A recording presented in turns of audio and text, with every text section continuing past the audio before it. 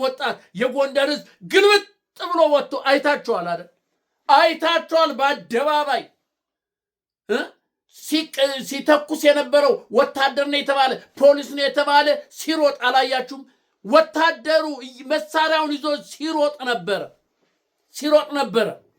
ትዝ ይላችኋል? የዛን ጊዜ ነው አስታወሳችሁ? የዛን ጊዜ የኦሮሞ ደም የኔ ደም ነው ያሉ ጊዜ ባህር ዳር ላይ ወደ 28 ወጣት የሞተ ጊዜ ጎንደር ላይ 3 ነው 4 የሞቱ ጊዜ አስታወሳችሁት? የኦሮሞ ደም የኔ ደም ነው ብለው የተነሱ ጊዜ ይሄን የኢትዮጵያን የብልጽግና ማለም የህዋትን መንግስት እንዲያናጋው ሸክ ከመሰረቱ እንዲህ ያደረገው ጊዜ ታስታውሳላችሁ አይደል? ይህ ሊባኖስ ሚዲያ ነው። ሰብስክራይብ፣ ሼር፣ ላይክ አድርግ። ለአንተ ነው ምጮህ፣ ለእናንተ ነው ምጮህ፣ ለእናንተ ነው ላንቀ እስኪቀደድ ድረስ መረጃ ላቀብልህ የተነሳሁት በቀን 2-3 ጊዜ። ለምን? ሀገሬ ነዋ፣ ይቆረቁረኛልና፣ ወገኔ ነሃ። እየተዘረፍ እየሞትኩ ሳይ ችዬ መቀመጥ አልችልም፣ ችዬ መተኛት አልችልም። አንተ እንዴት ትችላለህ? ወንድሜ እኮ ነህ፣ እህቴ እኮ ነህ። እህቶች ወንድሞች እየተገደሉ እየታረዱ በአደባባይ እየተዘረፉ እንዴት ችለህ ትቀመጣለህ? ሰው የሆነ ሰው እንዴት ችሎ? እኔ እኮ በነፃነት ምድር ነፃ ሀገር ነው ያለሁት፣ ግን አልችልማ። ወገኔ ነው አንድ እየተጨፈጨፈ ያለው፣ ወገኔ ነው እየተዘረፈ በጠራራ ፀሐይ ያለው። ታስታውሳላችሁ እንዴ? አዲስ አበባዎች ኧረ ተው። ሸር አድርጉት። ሁሉም ይስማው፣ ሁሉም ኢትዮጵያዊ ይስማው።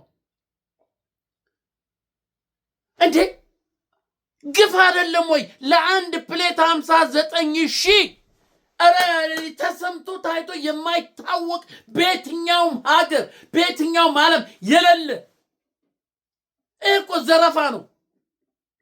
59,000 ለአንድ ፕሌት። ኧረ ግፍ ነው፣ ኧረ ግፍ ነው እናንተ፣ ኧረ ግፍ ነው። አዲስ አበባዎች ኧረ ግፍ ነው። አዲስ አበባዎች ኧረ ምንድን ነው?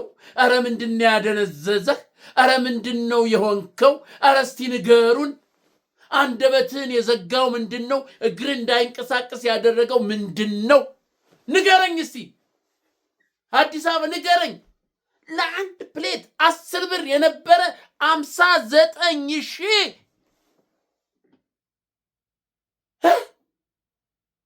በአደባባይ ዝርፊያ እኮ ነው። ነግሬሃለሁ። ሰሞኑን ፍተሻ ይደረግልሃል። ትዘረፋለህ።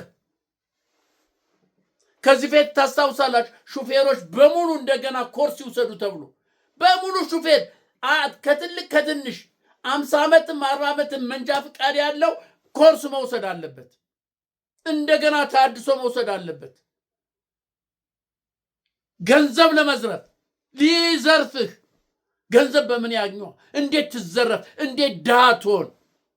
ሁሉም ድሃ ሆኖ ቤትህን አፈረሰው። ምን አደረገው? አፈናቀለ፣ ወደዛ ላከ፣ ወደ አልሰበራል። የአዲስ አበባ አልሰበራል። እንዴት በምን እንስበረው? በቃ ሹፌር የሆነ ሁሉ ይሄን ያድርግ። መንጃ ፍቃድ ያለው ሁሉ እንደገና ኮርስ ይውሰድ፣ እንደገና ተፈትኖ መንጃ ፍቃድ ይውሰድ የሚል ነገር አመጡ። የሹፌሮች ማህበር ትንሽ ተንጫጫ። መንጫጫት እንጂ ምን ያመጣል? እንደ ወንዶች እኮ እንዲህ ወጣ ብሎ ብሎ ሰላማዊ ሰልፍ መብቴ ይከበር ማለት እኮ አልቻለም። የሹፌሮች የስሙ የሹፌሮች እንትን ማህበር ምናምን እንደዚህ የሹፌሮች ድምፅ ነው ምናምን ይባላል። ስንት ሹፌር በየመንገዱ እየሞተ እየታረደ እየተዘረፈ ለፈል ይሄን ያህል ሰው ሞተብናው እንታቀር። ሌላ ምን አመጣህ? የሹፌሮች ድምፅ ምን ማህበር ምን አመጣ? ንገረኝ እስቲ። እየተዘረፍክ እየሞተ ሹፌሩ እየተገደለ በየሜዳው እየተዘረፈ ምን አመጣህ? መግለጫ ከመስጠት በስተቀር ከጎረቤት እንኳን ኬንያን አታይም? ጎረቤትን ኬንያን ሌላውን የሩቁን ተሆነ ጎረቤት ኬንያን እንዴት መብታቸውን እንደሚያስከብሩ እንዴት መብታቸውን እንደሚያውቁ ይነግሯል፣ ያሳዩሃል።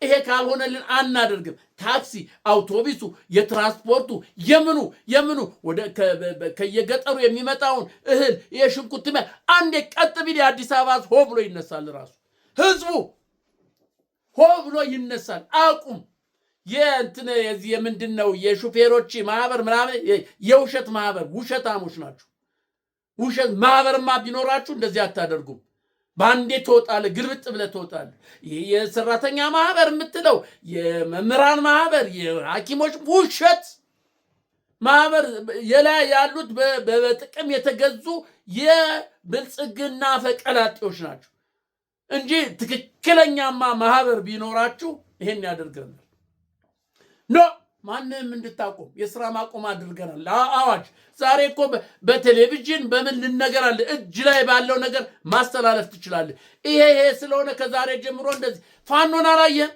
ለ5 ቀን እኮ ነው መንገድን የዘጋ ኢትዮጵያን የዘጋት። በአጠቃላይ ለ5 ቀን አንዲት መኪና አትንቀሳቀስ።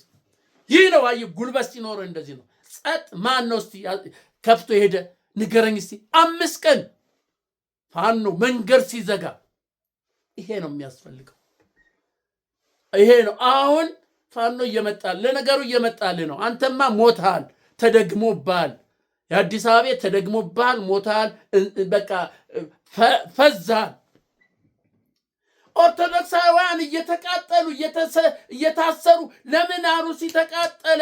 የአሩሲ ቅዱሳን ለምንድን ነው የታረዱ ብለው ጥያቄ የጠየቁትን እኮ እያሰሯቸው ነው። እየታሰረ እኮ ነው። ከአጠገብ እየነጠለ እየወሰደ ከቤተ መቅደስ እዛ ሲያስተምር ብድግ አድርጎት እየወሰደ እያሰረ። ግን ደስ የሚለው የኦርቶዶክስ ቤተክርስቲያን አማኞችን ጳጳ ቄስ ምናምን እሱንቶ መእምናኑ እኛም እንታሰር ነው ያሉት። ምንም ከመጮ ወደኋላ ነን። እሰሩን። ይሄ ነው የሚያስፈልገው። አርቲስቶች እሰሩን። እኛ ይሄ ሾው አናደርግም። ሰው እየሞተ አናደርግም። እሰሩን። እነ ታደለ ሮባ፣ እነ ራሄል ጌቱ እነዛ እሰሩን። ወጥተዋል ደግሞ ዛሬ እንደዚህ ብለው በእንትን አውጥተዋቸዋል። ይውጡ። እሰሩን ነው ያሉ። እሰሩን። በቃ ይሄ ነው የሚያስፈልገው። ቆራጥነት ነው ስለዚህ አዲስ አበባ ንቃ።